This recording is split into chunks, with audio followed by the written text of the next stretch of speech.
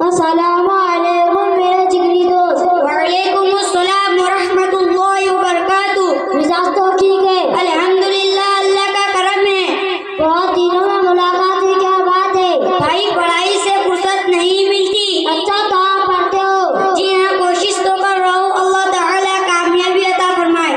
تو جناب کس مدرسے میں پڑھتے ہو؟ پیارے بھائی یہاں اسی بستی کے دارالعلوم ابوبکر صدیق میں پڑھتے ہیں۔ تو جیسا آپ پڑھتے ہو تو بتاؤ کہ تم کون ہو؟ مذہب کے لحاظ سے تمہارا بھی کیا نام ہے؟ ایک مسلمان ہو، مذہب کے لحاظ سے مسلمان کہتے ہیں۔ مسلمان ہونے کا کیا مطلب ہے؟ مسلمانوں کے مذہب کا کیا نام ہے؟ مسلمان ہونے کا یہ مطلب ہے کہ مسلمان ایک خدا کی عبادت کرتا ہے اور اس کے معبود ہونے کا یقین رکھتا ہے، اور مسلمان کے مذہب کا نام اسلام ہے۔ آپ حضور صلی اللہ علیہ وسلم کو جانتے ہیں؟ جی ہاں، نہیں کیا مسلمان کا بچہ حضور سے خوب واقف ہے۔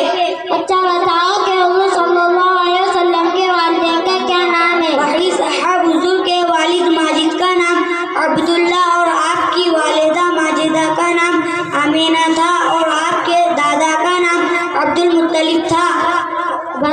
اچھا بتاؤ کہ حضور کے خاندان مبارک کا کیا نام ہے؟ میرے بھائی، آپ خاندان قریشی میں سے ہیں۔ خاندان قریشی کی ایک شاخ بنی ہاشم تھی، حضور اسی شاخ یعنی بنی ہاشم سے ہے، اس لیے ہاشم کہلاتی ہے۔ بھائی یہ بھی بتا دو کہ ہاشم کون تھے جن کی اولاد بنی ہاشم کہلاتی ہے؟ حضور کے پردادا کا نام ہاشم ہے۔ آپ کا سلسلہ نسب اس طرح ہے: محمد بن عبداللہ بن عبد المطلب بن ہاشم بن عبد المناف۔ بھائی جان، آپ کو علم دینے کے بارے میں کافی معلومات ہے۔ یہ تو اللہ کا کرم اور استاد کی محنت سے ملا ہے۔ اللہ تعالی ہمارے استاد کو دونوں جہاں میں عزت عطا فرمائے۔ آمین۔ السلام علیکم ورحمۃ اللہ وبرکاتہ۔ وعلیکم